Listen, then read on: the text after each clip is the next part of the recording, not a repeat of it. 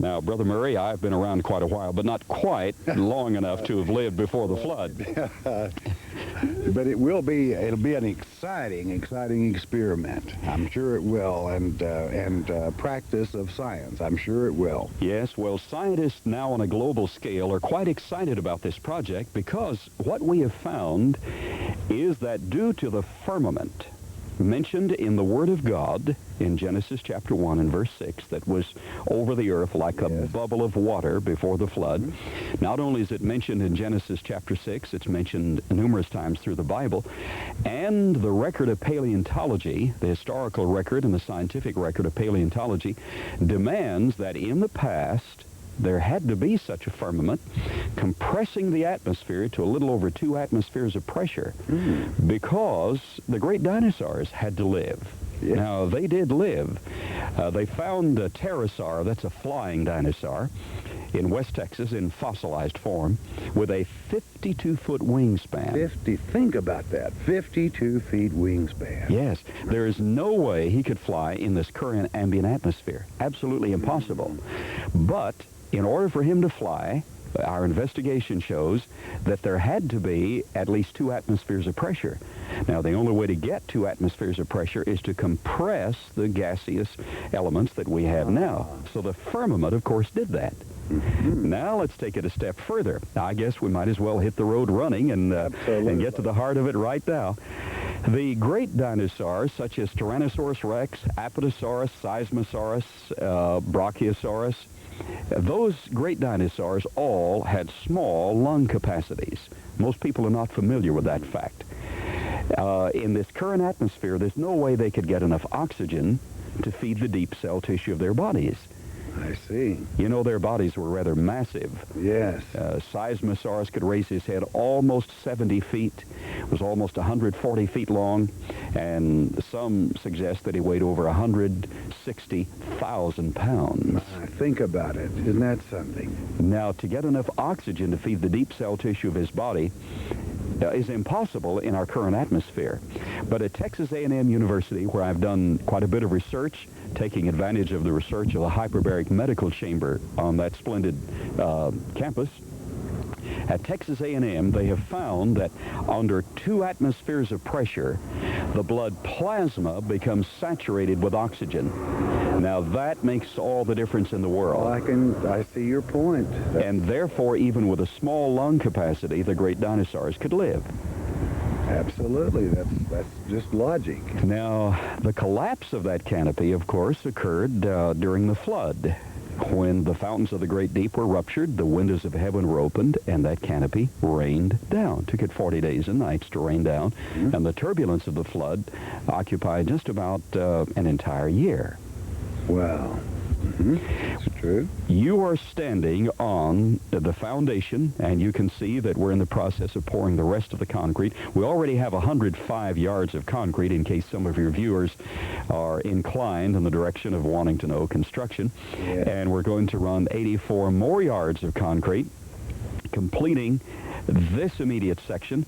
We have 46 piers running 20 feet down to bedrock, filled with concrete and steel, because this is a very unusual project, and in this facility, in front of this chamber, we're going to be erecting the 2 major dinosaurs that we discovered and excavated, and in this chamber, we're going to be simulating what it was like before the flood. Oh, now, fantastic. Really, it's... would you like for me to give a little bit about what was so different before the flood? I really wish you would. I'd like for you to share that with us. All right. In order to do that, we need a chamber, and using a safety factor of 10, we have made this 5/8 gauge steel. Now, your individuals in your international audience will recognize that's very heavy steel. This thing weighs 92,000 pounds, is 62 feet long. We have 21 portholes cut in it. Now, you'll see that these portholes are covered with weather shielding at the moment until we get the large structure complete over the top. Some of the portholes are on this side, some on the other side.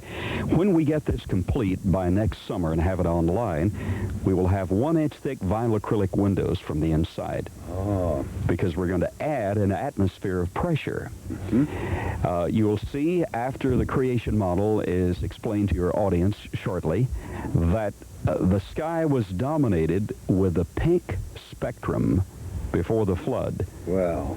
Now, pink is extremely important. That's the color we see at sunrise and sunset. We get a little contamination with the dust particles, but the pure color is the magenta level that we normally call pink. Now, botanists have found in the last 2 years that when you use pink light, you match the exact spectrum that triggers the growth and reproductive cells in plants. Did you know that before the flood, plants were extremely large? No, I really didn't. But now that you mention it, when you think of the vegetation that it would take to feed even a dinosaur. Oh, yes. Yes, there would have to have been a very lush growth. Well, cattails that I'm sure in Arkansas grow to be about 6 or 7, maybe 8 feet tall around the ponds and lakes. Mm-hmm. In the fossil record, that same plant is 60 feet tall with a 10-foot cone. Well, this is certainly going to be an interesting, very interesting research, and with your permission, we're going to come back later if we may. When we have it online, I think you're really going to enjoy it. Oh, that is fantastic. Now, once we have it online, it'll take very special crews to go inside. I'll go in and out daily, but every time we go in, we will to some degree contaminate the atmosphere. But you have my word that you can go in, and with your camera crews. Oh, fantastic. We're going to look forward to that. Now, when I tell you what all we're going to have in there, I think you're really going to enjoy it. You see, in the fossil record, the little creature we call dragonfly, now he's marvelous. You know, he's an amazing design and creation. He's much better than Bell helicopters. He certainly is. He can soar and hover. He has, about a 3 or 4 inch wingspan maximally today. But in the fossil record, that same creature had a 36-inch wingspan. 36 inches. Think about that. Just like that, you know. 36-inch wingspan. Well, we're going to put some dragonflies in there. Oh, that will be fascinating. We're going to filter the ultraviolet radiation that's causing the damage to us today. We're going to filter that out. We're going to add another atmosphere of pressure. We're going to bring the oxygen content up to 30% and the carbon dioxide content to 2%. The lycopsid club moss, just a little club moss today, gets 16 inches tall, but that same plant in the fossil record is 150 feet tall. This will be, now I look forward to your research and the actual simulation. That's going to be exciting. What we expect to find, and advanced research shows that this will be the case, what we expect to find is that the longevity will be very pronounced. You know, men in the biblical record, like Adam, 930 years, Methuselah, 969. Now, there's some advanced research which shows that under the conditions we'll be simulating inside, all creatures will live much longer, be much more versatile, reflective, and viable. We're going to have Manchurian peaches that grow on vines. One scientist, Dr. Kimori, Tokyo, Japan, filtered the ultraviolet out of the light spectrum, and he added carbon dioxide and pressure to the stalk of one plant, one tomato plant. After 2 years, his tomato plant was 16 feet tall, 903 tomatoes on it. Now, his plant doesn't want to die. It's over 5 years old, 30 feet tall, over 5,000 tomatoes on it. Still producing. Still producing.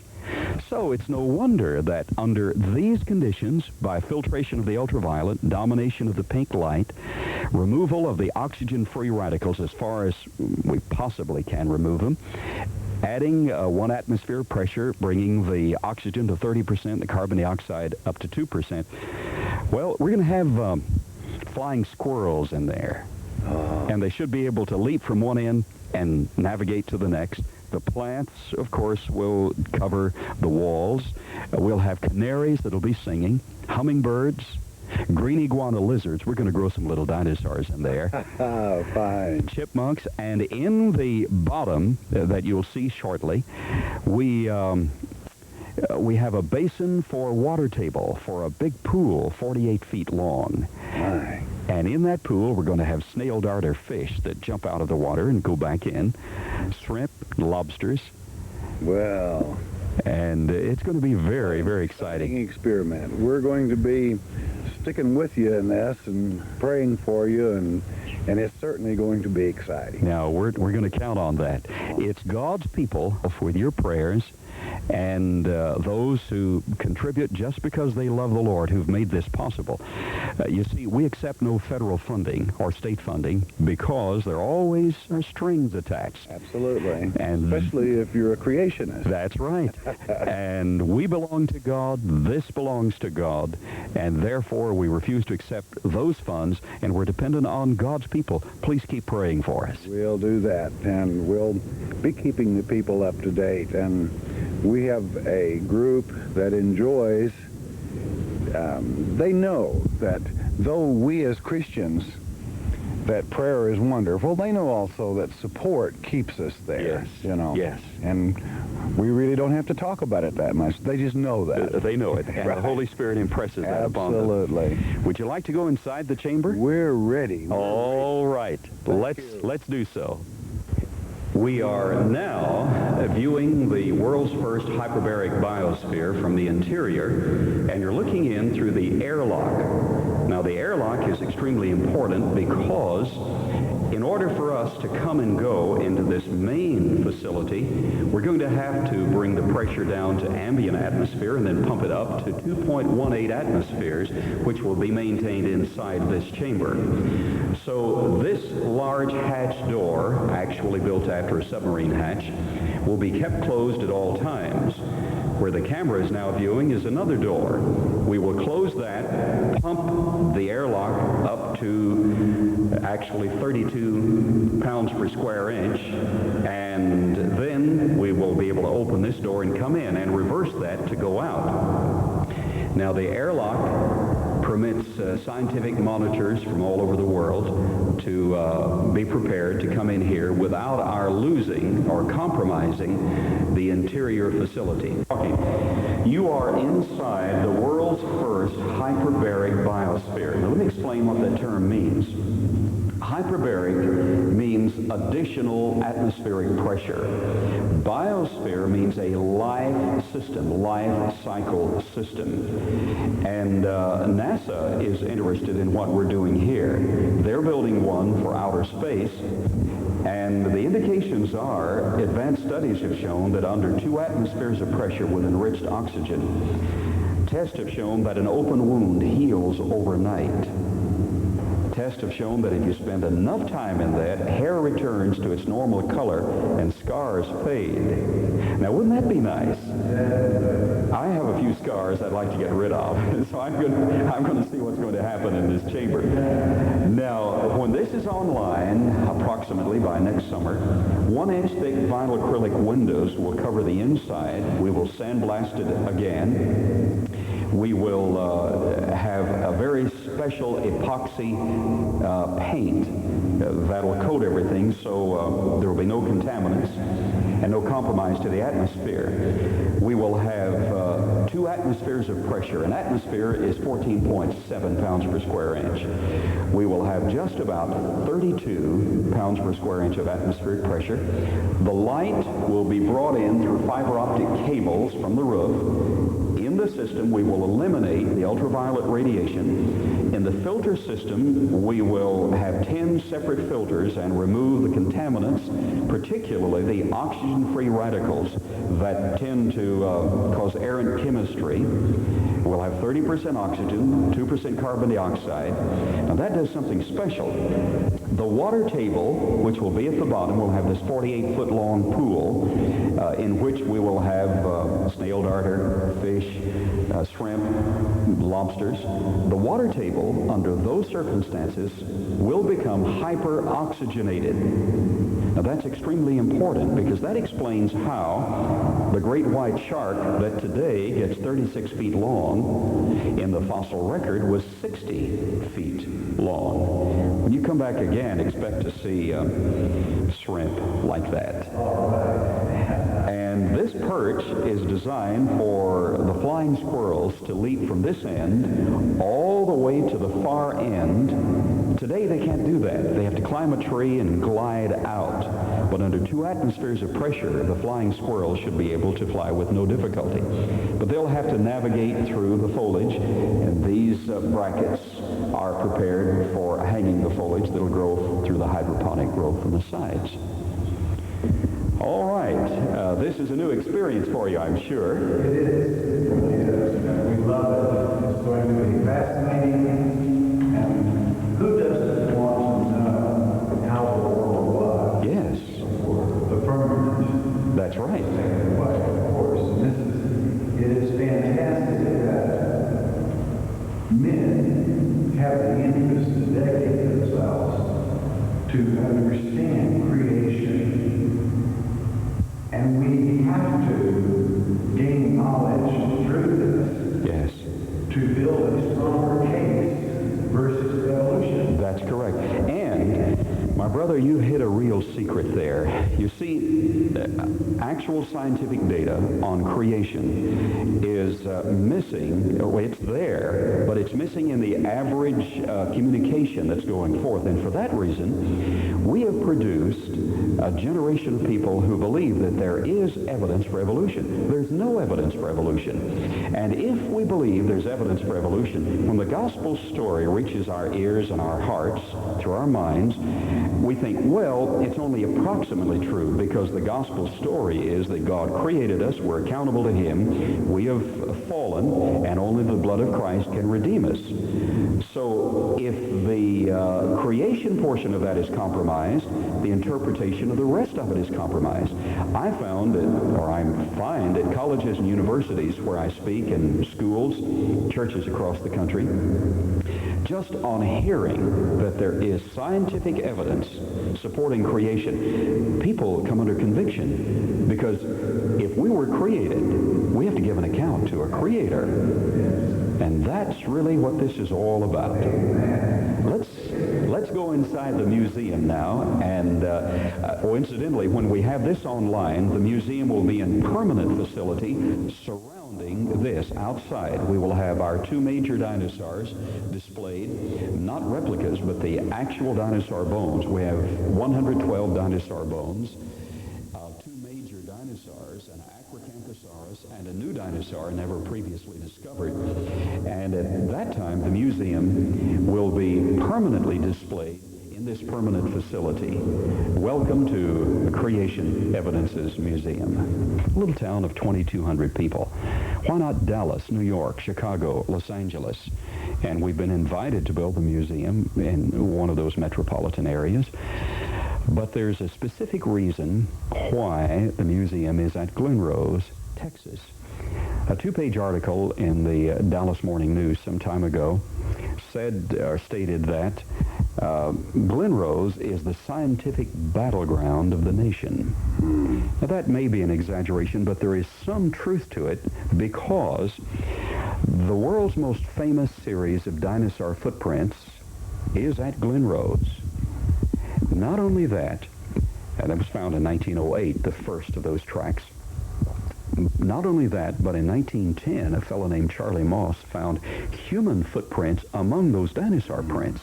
Let me explain why that's so important.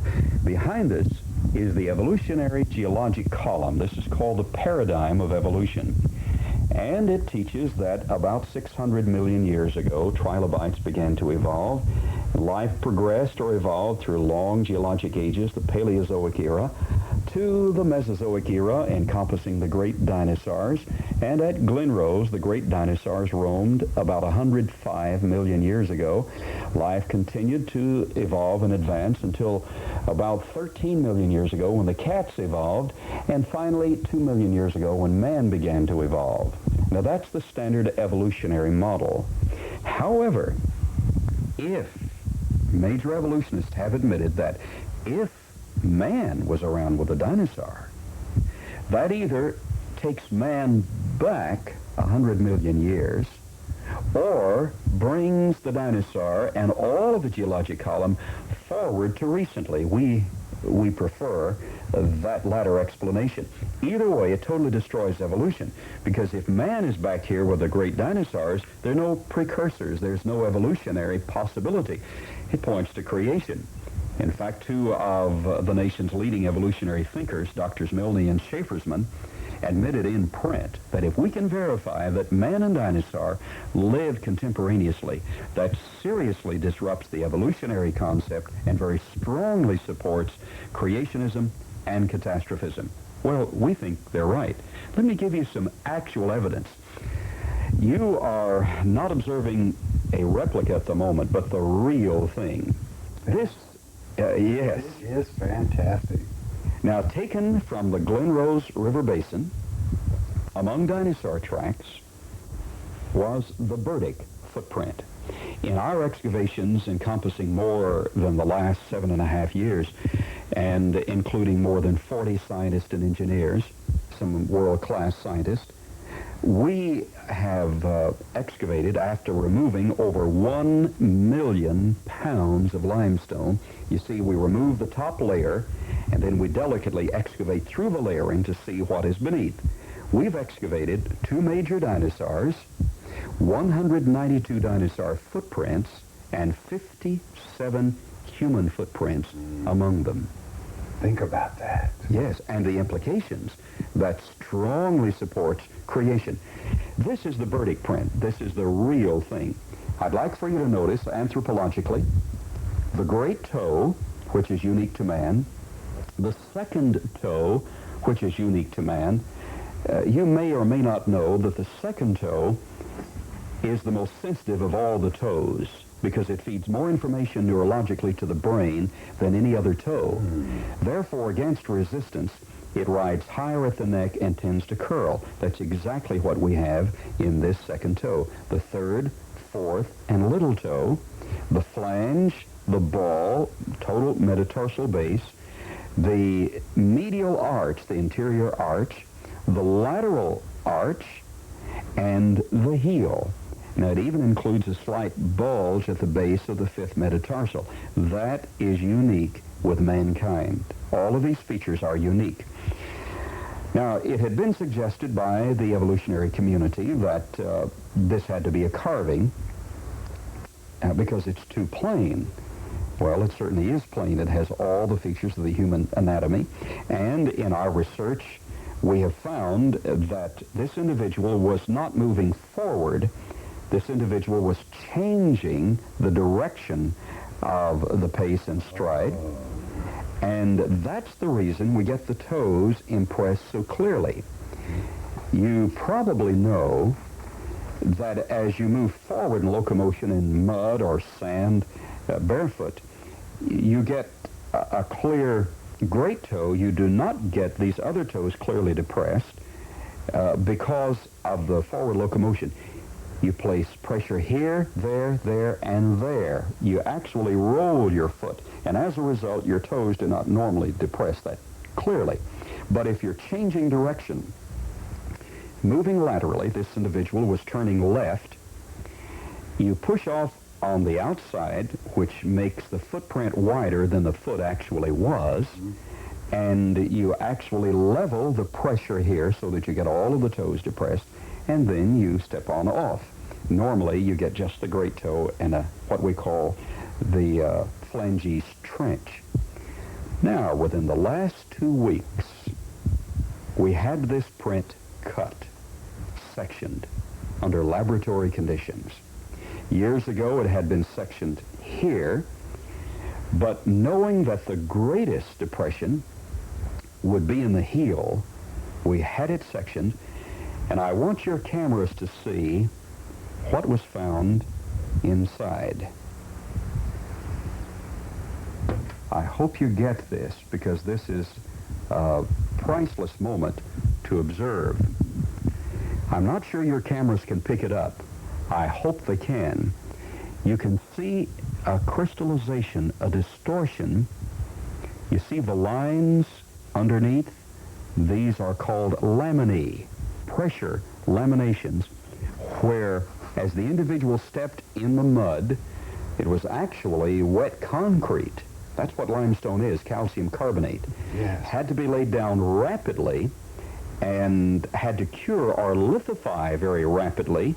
And the only thing that can explain 1,400 mile sheets of limestone is a worldwide flood, such as the flood of Noah's day. But notice, as the material was lithifying or hardening, the individual stepped in it, and as the individual depressed, you can see distortion underneath. You can see all of these lamination pressure ridges, and that shows that this is genuine. There's no way to carve those things in there. It is absolutely genuine. What this means is that those long geologic ages are brought forward. And it means that literally, as Jesus said in Mark chapter 10, verse 6, from the beginning of the creation, God made male and female, man and woman. And in the book of Exodus, chapter 20, verse 11, the scripture says that in 6 days God made the heaven, the earth, the sea, and all that in them is. Now, let's see if there's further evidence substantiating this. This artifact totally destroys the concept of evolution. This is a man-made hammer. Fantastic. This man-made hammer was found 55 years ago this past June in central Texas, totally encased in Ordovician stone. Now, Ordovician stone, by standard evolutionary assignment of age, and understand there is no scientific way to prove that the rocks are extremely old. They simply assign an age. But Ordovician stone, by standard evolutionary assignment, is, you may want to pan in on this with your camera, 435 million years old. Nothing but trilobites around. Somebody has a problem. Yes. Trilobites couldn't make that. No way. It's Either that stone is 435 million years and old and trilobites made this, or those ages really aren't there, because that's a man-made artifact.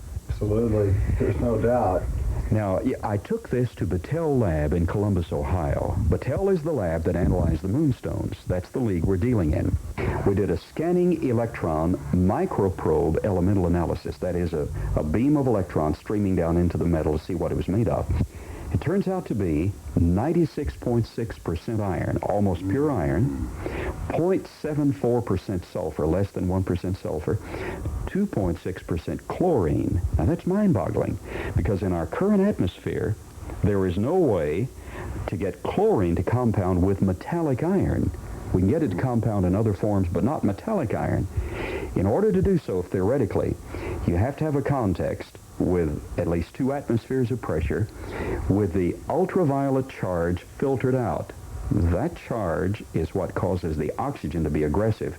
And without that ultraviolet charge, the chlorine has opportunity to compound with the metallic iron. Wow, that's great. And what that means is, the only way to fabricate this would be in a pre-flood environment. And remember, in Genesis chapter 6, a man named Tubal-Cain taught artisans in the use of brass and iron before Noah's flood. Certainly biblical. So this possibly is, in fact probably is, a genuine pre-flood artifact made by Noah's generation. Now, some scientists have said, well, footprints can be made by various creatures and can certainly appear to be made by a creature that they were not really made by. And footprints are subject to a little preconceived idea. Well, while that is true in general, there is no other life form that makes a print like the human footprint. And certainly the great toe and the second toe being so unique, and the distribution, weight distribution, all being so unique, there's no way to explain this other than being a human foot. And we've excavated many footprints that were essentially as good as this, 57 human footprints altogether. I think what may really surprise you is that's a lady's footprint. Well, that is, she was, God created a healthy woman. Now, you see with cats, for instance, there is a huge cat print, 7.5 inches across, meaning that cat would have stood at least 5 feet at the shoulders.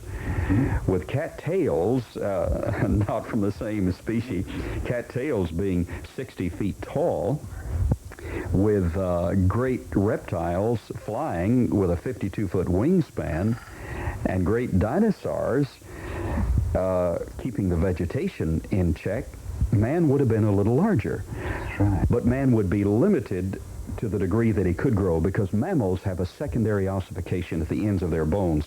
Their bones close off when they reach maturity. They don't keep growing like the dinosaurs would. How do we know that's a lady's footprint? Well, notice the narrowness of the heel in proportion to the flange and the length of the foot. A lady has a more narrow heel calcaneus section than a man. A man has a more dominant, broader heel than a lady. So that's a lady's footprint. But now, some scholars have said, well, it looks exactly like a human footprint.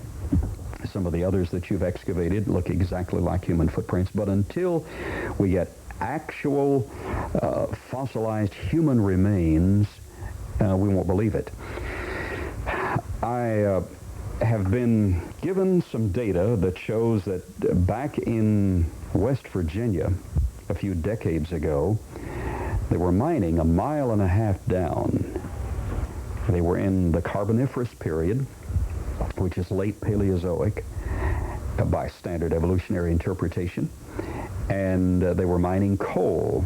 And 1.5 miles below surface, they broke into a coal area that appeared to be an air pocket at one time, but totally enclosed, 1.5 miles down. And when they broke in, there were coalified or carbonized human skeletons embedded in the coal, the bottom, the sides, and the roof. Some of the men were so disturbed by it. Everything was so clear. The skeletons, they were slightly distorted because they had been caught under flood conditions and impressed in that context, and that's the only way you make coal. By the way, you can make coal in a matter of minutes and hours in the lab with carboniferous material, water, heat, and pressure. You can't make coal over long periods of time. It has to be rapid or it doesn't work at all. So some of the men actually had to leave the chamber there deep in West Virginia. So the state archaeologist was brought in, and he said, well, maybe the Indians found a way down here. Well, how do you find a way down without a shaft 1.5 miles below surface, and the bones were all coalified? So they built a lake over the top of it and totally removed the evidence. And that principle has succeeded for a number of decades. However, at Glen Rose, we found a human tooth between layers of stone, suspended in the clay, 5 feet 7 inches from the bottom, 5.7 inches from the bottom layer, 1.4 inches from the top layer. And we know what tooth it is. It's an upper right central maxillary deciduous juvenile human incisor. That one right there. You knew which tooth that was, didn't you? Close. Now that brings me to a very special bit of evidence. Some time ago, the Hitt family at Glen Rose found between the layers of limestone in a fossil area, found a very special fossil. I think you'll want to bring the camera in very close for us to see this. It is a human finger with the fingernail still in place. I'm going to ask a lady to come give us a little assistance here. Do you see the fingernail and the cuticle area, the shaft, and notice the joint at the end? But now, the reason I've asked a lady to assist us is this is not only a human finger, it's a lady's finger. Would you turn your finger sideways like that and note the contour? It matches a lady's contour exactly. Now that lady got caught in the flood. Fantastic. That is really mind-boggling if you did not have it in context. If we did not have it in context, it would be mind-boggling.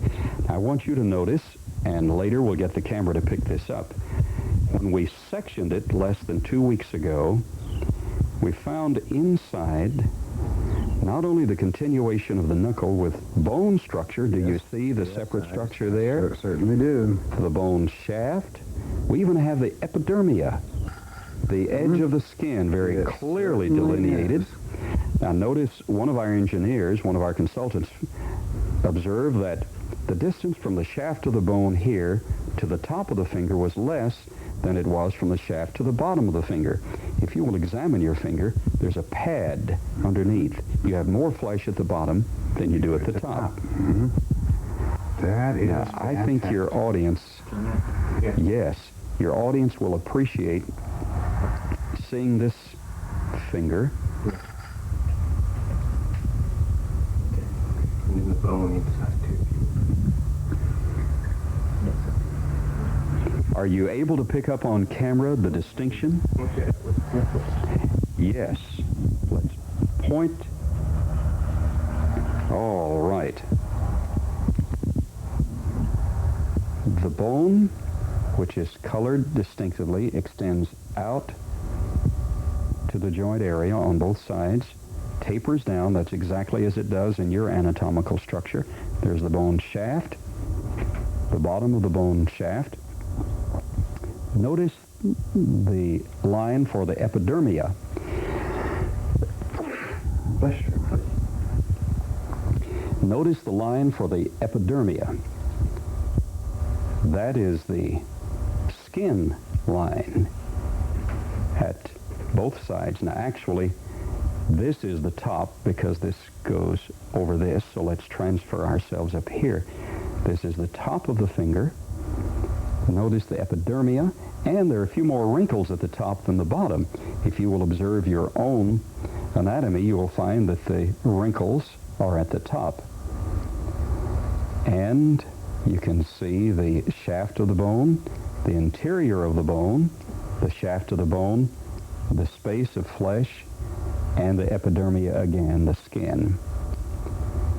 There is no question that that is a human finger. And dear ones, I have to add here, the fingernail itself shows even where it is beyond a shadow of a doubt a lady's finger, as you noticed it compared to Charlene's. And the fingernail itself, you can even see the cuticle features within it.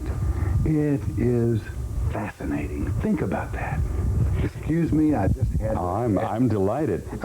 Let's share a rich moment. I'm sure you never thought you would hold in your hand the remains of a person who missed the Ark. Well, isn't that something? Do you understand that what you're holding in your hand academically destroys the theory of evolution? It does it not? It certainly does. Because,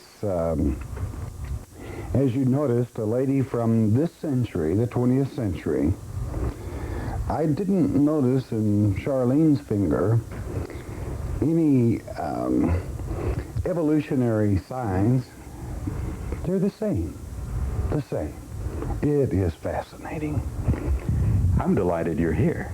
Well, we're glad to be here, and we just thank you for sharing with the people throughout the country and the world with what you're doing.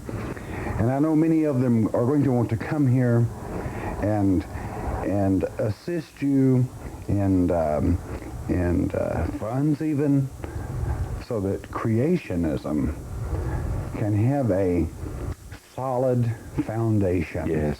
And I appreciate, from the bottom of my heart, your efforts in doing this. Thank you. It's my pleasure. You're standing at a very important and historic site. For in March of 1982, just a few feet from me, we excavated the first series of dinosaur footprints. You can see trails of dinosaur footprints beneath you.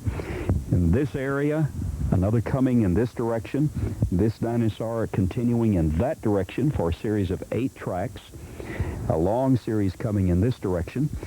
But just a few feet behind me, we excavated the first of the modern dinosaur footprints to be excavated. And as we continued in the series, after excavating 19 dinosaur footprints, we came to the first human footprint, 16 inches in length. Now, that blew my mind, not only with the size, that individual would have to stand at least 8 feet tall, but what really blew my mind was we had a scientific context. After removing the layer of limestone, you can see this 16-inch thick layer of limestone and the 7 inches of clay beneath. After removing the limestone and delicately excavating through the clay, we had a scientific context that could be verified again and again and again, and that's what we have done. We continued the excavations and found left-right pace and stride until we had 4 human footprints. I called the press for one interview. Well, it was picked up internationally, and as of this date, Arnold, this marks 200 interviews on the excavations and the attendant research in the last 7.5 years. Thank God that there's that much interest. That's right. And about 80% of the press reports have been positive. Of course, you'll get some negative reports because what we have found here totally destroys the theory of evolution. If man and dinosaurs existed contemporaneously, and if man was in his present form, such as you saw the human finger in the museum, human finger, actually a feminine finger with the fingernails still intact, and all of the pertinent data that would give it identical identification with Adam's race, if that is true, then all of this is brought forward to recency, and what we find here can only be explained in the terms of the global flood of Noah's day. One of our splendid researchers and background and consultants is Professor Amy Clark, University of Illinois, fluid hydrologist. Professor Clark and Dr. Henry Voss have found that the action of the flood every 12 hours would cause a new layer of limestone to be filtered out. And thus, the difference between this layer and this layer of stone is really just 12 hours. Now, that with a global context of water, or near global, as the waters were ascending in the early phases of the flood. And we interpret, after years of investigation, we interpret these tracks as having been made by creatures and men who missed the ark. Now, I'm hoping there are some who are viewing the telecast at this moment who won't miss the real ark. Now, the real ark is Jesus Christ. The ark that Noah built was simply a picture of, or a type of Jesus Christ, who preserves us from the floodwaters of eternal destruction. And the flood is a message of judgment because of the antediluvian or pre-diluvian or pre-flood world, violent from the standpoint of man, yet peaceful from the standpoint of ecology and the creatures, but man had destroyed it all. And today we're living in a violent civilization paralleling that of Noah's day, and I trust there will be some even viewing this telecast who will respond to the claims of Jesus Christ in your own heart at this moment, because he is our refuge.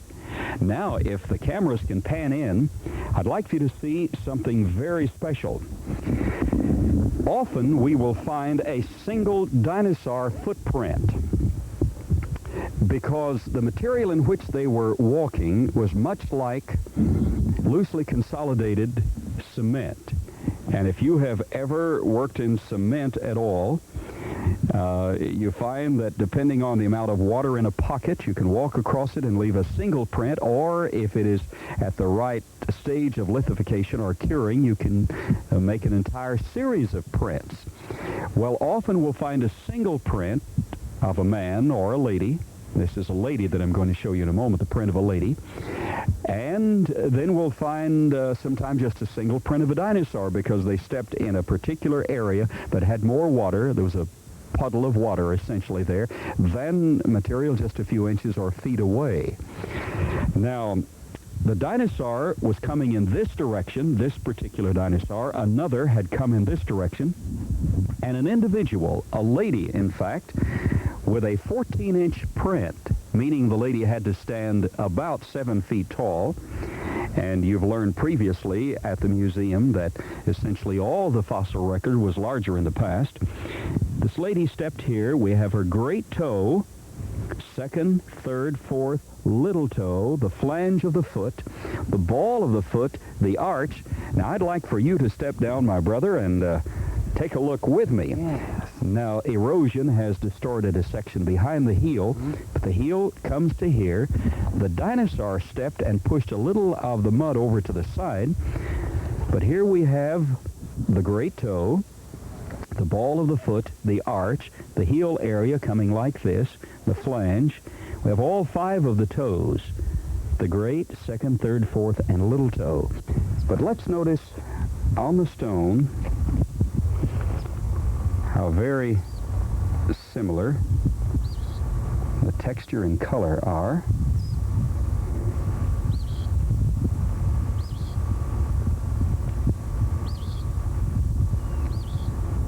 And I'd like to again point out for your viewers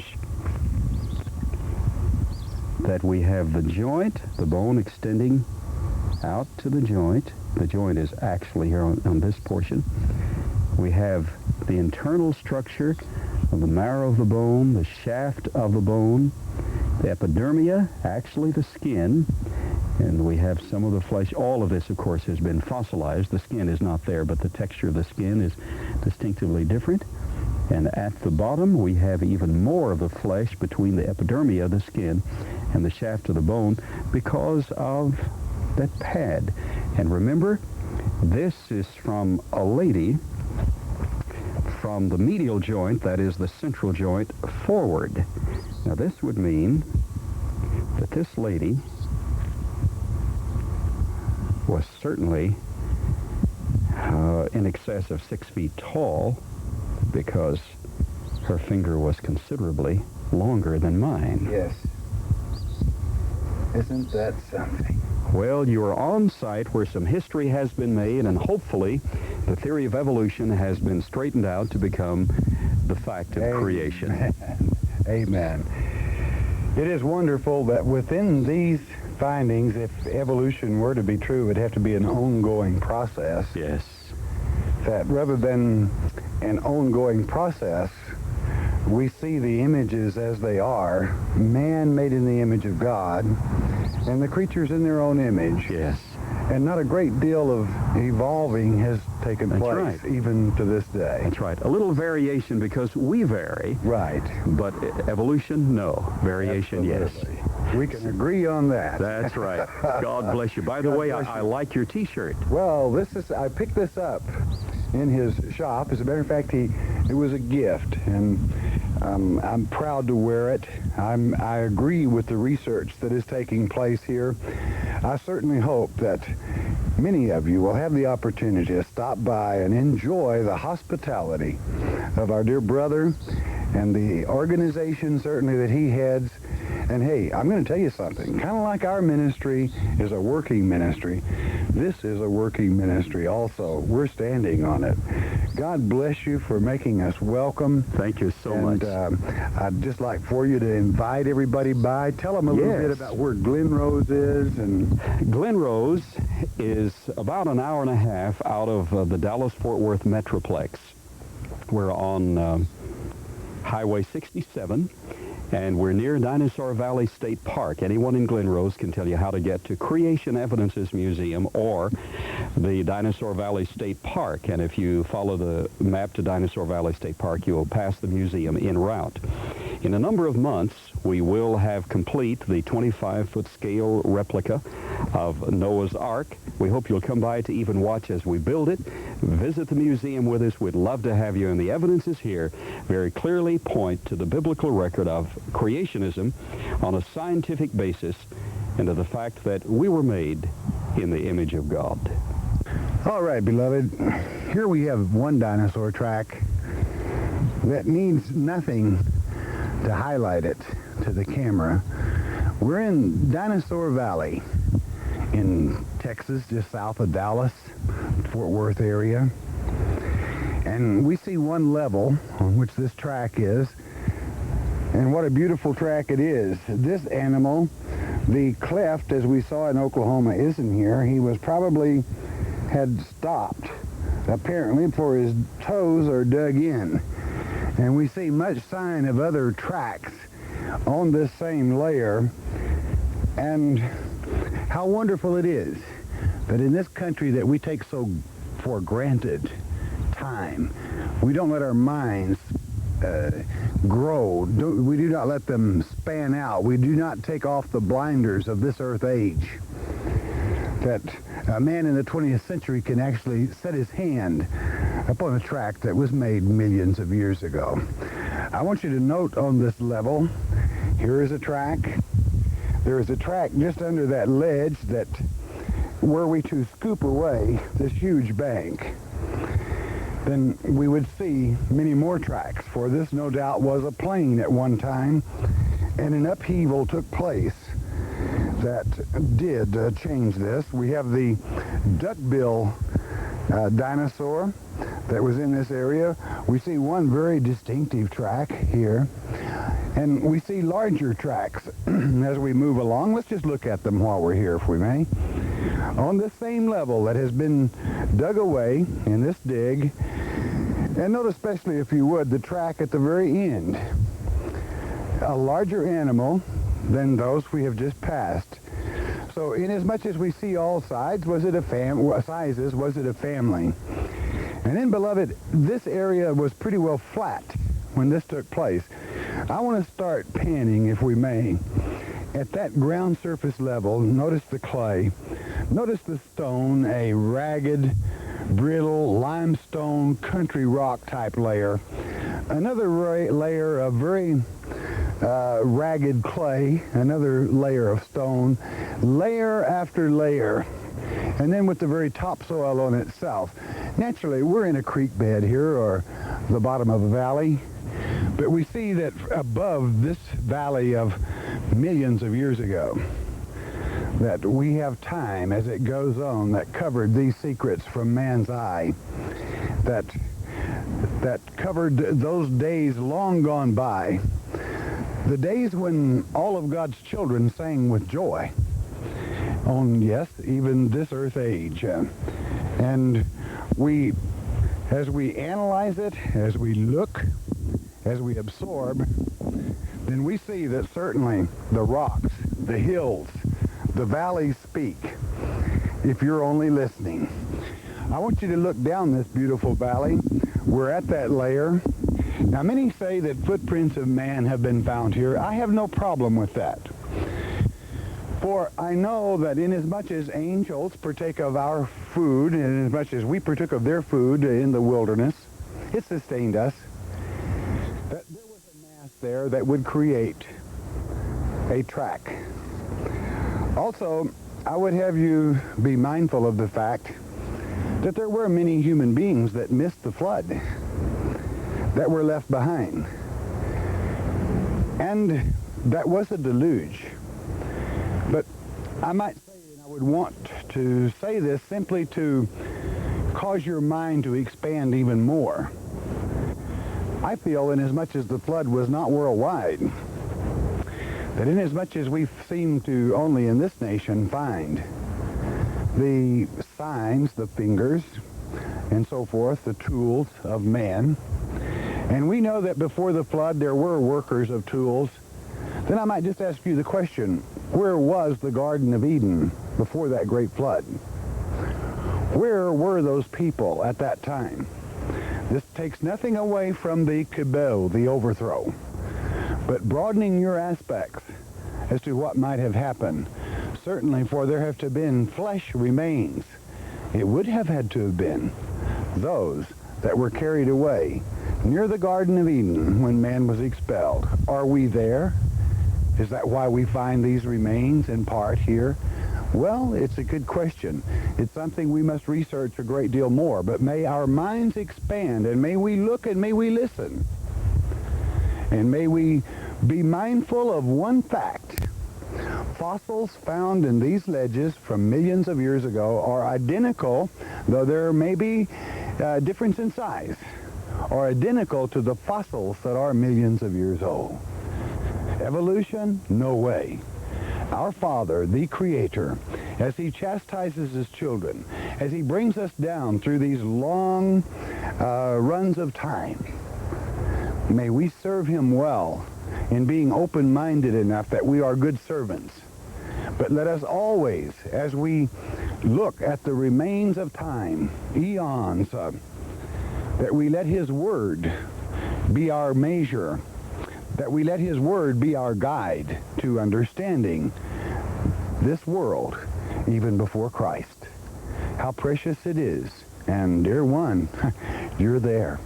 I see the stars, I hear the rolling thunder, thy power throughout the universe displayed, then sings my... The preceding program was sponsored by the Shepherd's Chapel. Join Sam Spear for all the horse racing action direct from Golden Gate Field. Sam brings you all the news you need to know about the exciting world of thoroughbred racing. Race replays and recaps, interviews with jockeys, trainers, and handicappers, reviews of major stakes races, the latest scratches, and all the news that's important to you. Catch all the action on the Golden Gate Report, Tuesday through Friday at 6, Saturdays at 6:30, and Sundays at 10 on KTSF Channel 26.